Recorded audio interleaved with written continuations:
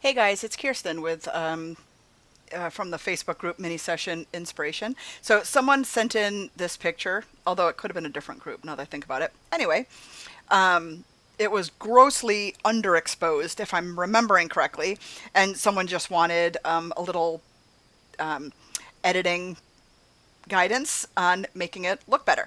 So I'm going to go ahead and open it from the raw image. Okay, so we're going to talk about a couple things. All right, so we checked the link sRGB, so that's good. That's where we want it, so we're going to leave it. And I did tweak a couple things, which I'll tell you in a second. But first, let's look at the camera settings, okay? So f3.5, here, let's get it back to the original here. Okay, so this is the original. So if you had metered to 0, then we're not going to have the grain issue that we're going to talk about in a second. So f3.5 is what you shot at with a 50 millimeter. I'm on board with that because the watermelons are in focus, the kids are in focus, the crates are in focus. I hate when people shoot at like 1.4 and then the watermelons are blurry and they're just like, it doesn't quite capture the scene. But 3.5 I think was a good choice.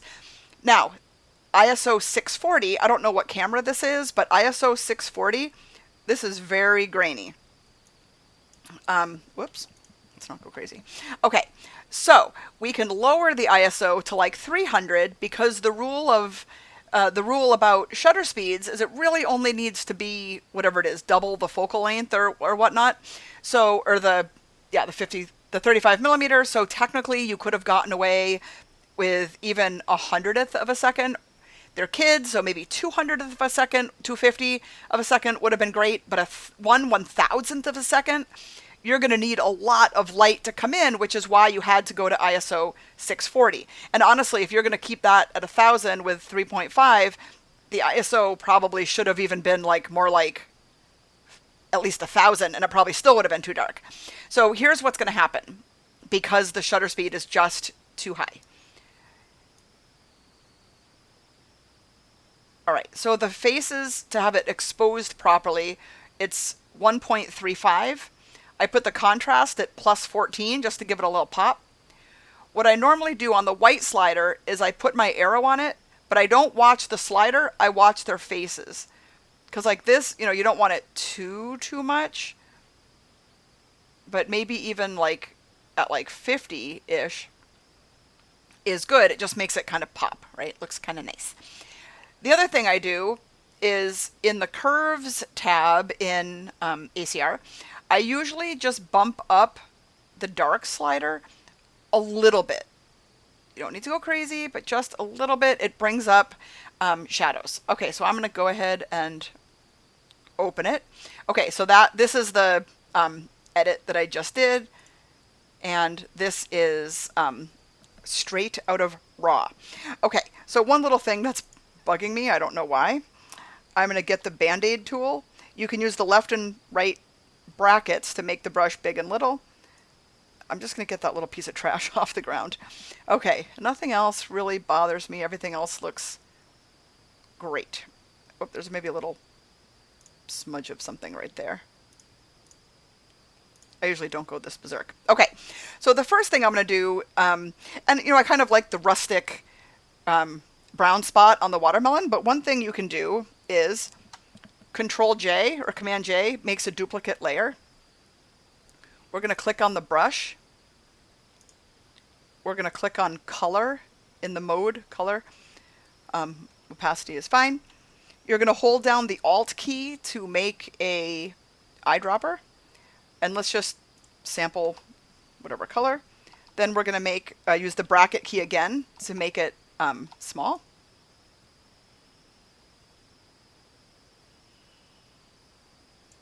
And I'm just going to paint that little bugger of a thing. Just green. Maybe lower the opacity even a smidge. Just so it's not distracting to the eye. And I'm going to flatten it because I'm a flattener. I don't know why. Okay. So the next thing I'm going to do is put just a little bit of a vignette around the edges. This is totally a preference thing. If you like vignettes, do it. And if you don't, don't. So this is how I do it. I click on the elliptical marquee. I put the feather at like, between 5 and 600. Just go crazy. Then we're going to, let's just go like this maybe. Then I go Control-Shift-I, which highlights the outside. You can see the marching ants. So now we're selecting the outer, not the kids. And then we're going to go Control-J. That makes a separate layer you can see over here of just the outer edges, not the inside. We're going to then change the blend mode. You can see all the blend modes over here. We're going to click on multiply. So now let's go on or off, on, off, on. Now, I always put a layer mask right here so you can erase. So click on the layer mask down here, the rectangle with the dot. It's white, so you get a black brush. So click on the brush and then hit X until it's black. If for some reason it was still green, you could hit the letter D first, which makes it the default black and white. Then hit X, so black is on the top in the foreground. Use your bracket key to make this a little bit bigger.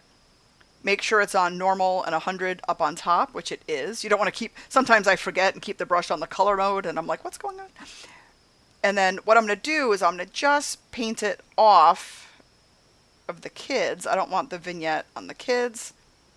I don't want it on the props.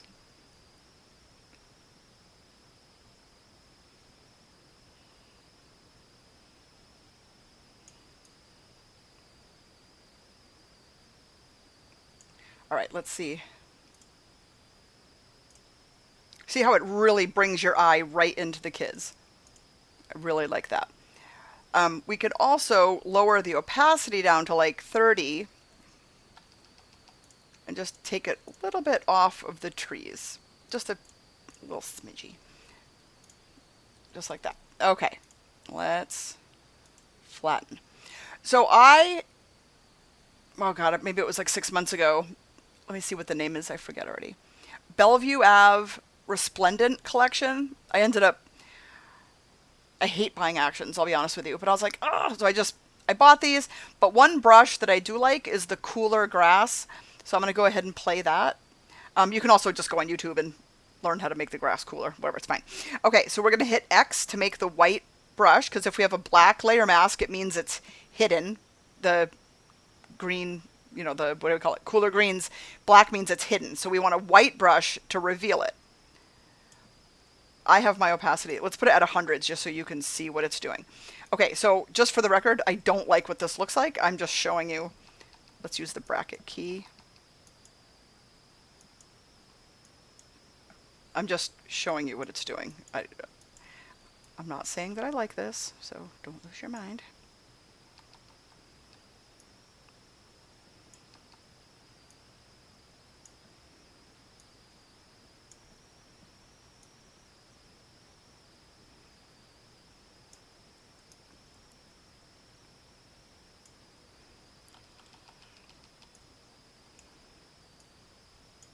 Okay, so let me just show you.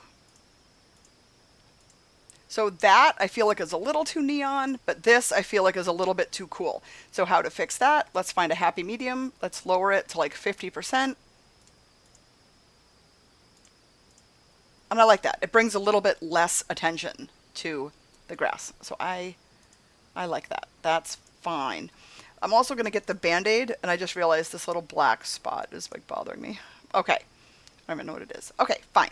So the next thing I thought would be pretty is this little opening between the trees. I feel like, if this was golden hour, you can see the light highlighting the little boy's face and his arm. You can tell the sun is over here somewhere. So I am going to go ahead and do File, Place Embed, or Place Linked, either one, and go to where your actions live. Not your actions, your overlays. So I keep all my overlays in one spot. So my folder is called Overlays, and then I have animal overlays, arrows, back to school stuff, which you can't see, balloon overlays. So I have light ones. Okay. So I thought maybe I would like this one. Now, I have another tutorial on how to find these like free, how to make them yourself, blah, blah, blah. So you can watch Kirsten PG1 is my page. You can check out all the other ones. Okay, so let's bring this up in the corner like this. You can click on the check mark here or just double click in it to put it where you want it. That looks great. Then we're going to change the blend mode from normal to screen. Screen gets rid of the black. Great. Take the move tool and kind of, I wanted it to be kind of subtle. You can also hold the shift key down to resize it without keeping the aspect ratio.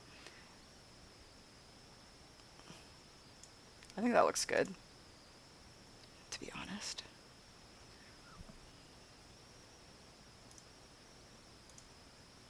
I think it just really just makes it pretty. You can also lower the opacity just a smidge. Okay, there's one more thing I just remembered I did in the other one. So if you zoom in, you can see it's noisy because of the very high ISO.